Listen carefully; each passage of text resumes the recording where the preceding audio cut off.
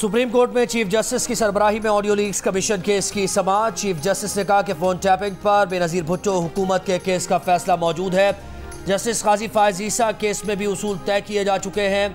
किस जज ने ज़ाब्ता अखलाक की खिलाफ वर्जी की, उसका तयन कौन करेगा। सुप्रीम कोर्ट बार के वकील शोएब शाहीन ने कहा कि ये इख्तियार सुप्रीम जुडिशल काउंसिल का है जो इंक्वायरी कमीशन को दिया गया है। जस्टिस मुनीब अख्तर ने कहा कि सुप्रीम जुडिशल काउंसिल की मौजूदगी में इंक्वायरी कमीशन कैसे कार्रवाई चला सकता है।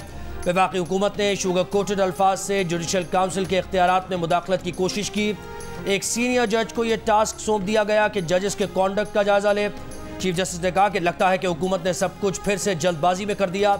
इंक्वायरी कमीशन की तश्कील आर्टिकल 209 और अदलिया के इख्तियारात से मुतसादिम है। जो काम तहकीकाती एजेंसी इसके करने का था वो एक जज को सौंप दिया गया। हम इन फैसलों को नज़रअंदाज नहीं कर सकते। हमारे पास इखलाकी अथॉरिटी है, हमारे पास कोई हथियार नहीं है। हम जो भी करते हैं सरेआम करते हैं।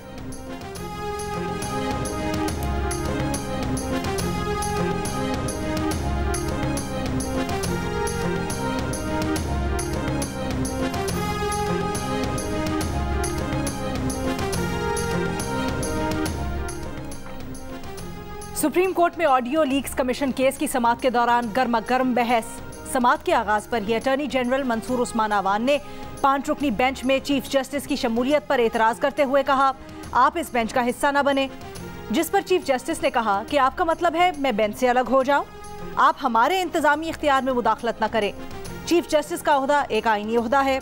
मालूम था आप ये एतराज उठाएंगे, मगर अदलिया वफाकी हुकूमत के मातहत नहीं, आइन में इख्तियारात की तकसीम है। बताया जाए चीफ जस्टिस की मुशावरत के बगैर कैसे इकदाम किया गया। हुकूमत कैसे जजेस को अपने मकासद के लिए मुंतखब कर सकती है। इदारों का एहतराम करें, इसमें अदलिया भी शामिल है। अगर झगड़ना है तो फिर अटॉर्नी जनरल तैयारी करके आए। बहस के दौरान एक मरहला ऐसा भी आया जब चीफ जस्टिस ने कहा कि हमारे बगैर पूछे अदलिया के उमूर में मुदाखलत करेंगे तो, और फिर ये जुमला यहीं अधूरा छोड़ दिया।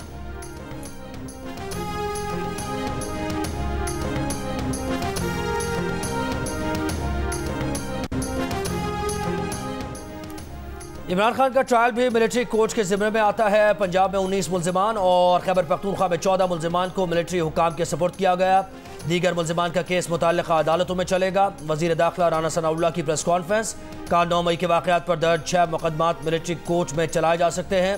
9 मई के वाक़यात पर मजमूई तौर पर 499 FIRs दर्ज की गई। गिरफ्तार 5000 से ज़ायद अफराद में से 80% जमानत पर रिहा हो चुके। एतराज़ उठाया जा रहा है कि मिलिट्री एक्ट का इतलाक़ सिविलियन पर हो रहा है। ममनुआ इलाकों में जाने वाले, भेजने वाले और जाने में मदद करने वाले पर मिलिट्री एक्ट लगता है।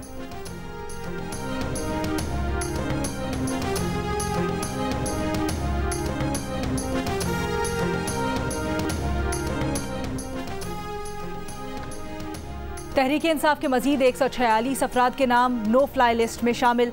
इमरान खान समेत नो फ्लाई लिस्ट में डाले गए तहरीक इंसाफ के अरकान की तादाद 226 हो गई। ज़राए का कहना है कि पुलिस, नैब और एंटी करप्शन की सिफारिशात पर नाम प्रोविजनल आइडेंटिफिकेशन लिस्ट में डाले गए हैं। इन अफराद को वन टाइम परमिशन के लिए भी वजारत दाखिला से इजाज़त लेना होगी। तमाम अफराद की लिस्टें एयरपोर्ट्स पर इमिग्रेशन हुक्काम को फराहम कर दी गई हैं। गुज़श्ता रोज़ इमरान खान, बुशरा बीबी, फवाद चौधरी, हमाद अजहर, मुराद सईद, यास्मीन राशिद और मियां असलम इकबाल समेत 80 रहनुमाओं को मुल्क छोड़ने से रोक दिया गया था।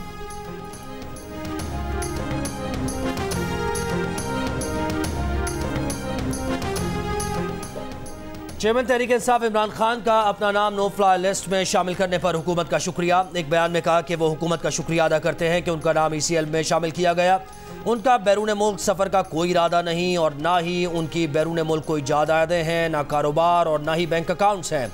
अगर उन्हें छुट्टियों का मौका मिला तो वो शिमाली पहाड़ों पर जाएंगे जो ज़मीन पर उनकी पसंदीदा जगह है।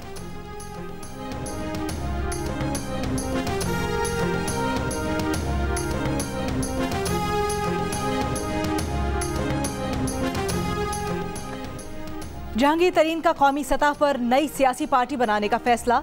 तरीन ग्रुप के अलावा PTI के कई नाराज रहनुमाओं की पार्टी में शमूलियत का इम्कान। अंदरून सिंध, खैबर पख्तूनख्वा और बलोचिस्तान से भी अहम रहनुमाओं के जहांगीर तरीन से राब्ते। ज़राए का कहना है कि जहांगीर तरीन पार्टी के पेट्रन इन चीफ होंगे।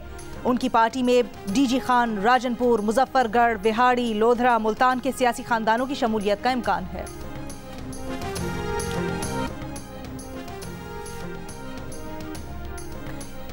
9 मई को फौजी तंसीबात और सरकारी इमारतों पर हमलों को भी अपने और पार्टी के खिलाफ साजिश करार दिया।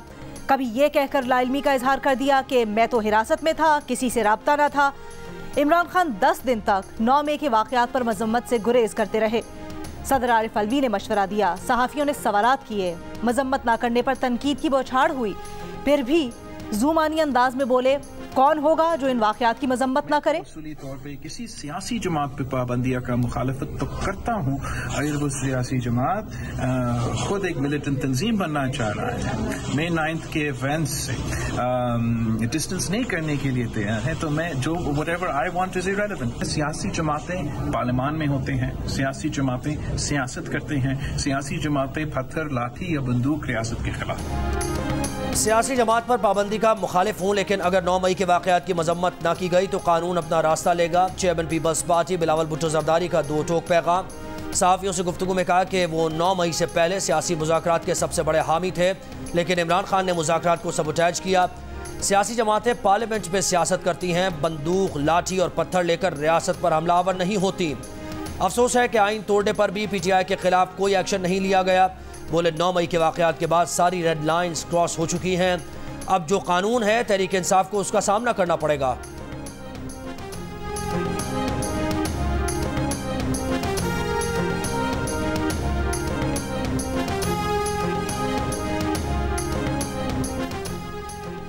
सुप्रीम कोर्ट आर्टिकल 245 के निफाज को कलअदम करार दे। तहरीक इंसाफ के कारकुनान की गिरफ्तारियों को रोककर रहनुमाओं की जबरी अलहदगियों को गैर आईनी करार दे। चेयरमैन PTI इमरान खान ने आर्टिकल 245 के निफाज के खिलाफ सुप्रीम कोर्ट में दरखास्त दायर कर दी। दरखास्त में इस्तदा की गई है कि आर्मी एक्ट और ऑफिशियल सीक्रेट्स एक्ट के तहत सिविलियंस का ट्रायल गैर आईनी करार दिया जाए। 9 मई के वाक़यात की तहकीकात के लिए जुडिशल कमीशन तश्कील दिया जाए। नवाज शरीफ और मरियम नवाज ने प्रोपेगेंडा किया कि इमरान खान अपना आर्मी चीफ लाना चाहते हैं। ये सारा ड्रामा नवाज शरीफ और मरियम नवाज का रचाया हुआ है। दरखास्त में विफाक, वज़ीर आज़म शहबाज शरीफ, नवाज शरीफ, मरियम नवाज, आसिफ जरदारी, बिलावल भुट्टो और मौलाना फजलुर रहमान समेत दीगर शख्सियात को फरीक बनाया गया है। इमरान खान ने आज अपनी पिटीशन में अपने ही पार्टी रहनुमाओं और हामी मीडिया को भी चार्जशीट कर दिया। उनके मुताबिक उनकी गिरफ्तारी के बाद तहवील में उन पर तशद्दुद और मौत की अफवाहें एक साजिश के तहत फैलाई गईं ताकि अवाम में गम और गुस्सा फैलाकर उन्हें सड़कों पर लाया जाए, लेकिन दर हकीकत ये अफवाहें खुद तहरीक इंसाफ के रहनुमाओं और PTI के ऑफिशियल अकाउंट्स और उनके हामी मीडिया ने फैलाई। प्रोग्राम आज शाहजेब खानजादा के साथ में हक़ाइक़ सामने आ गए।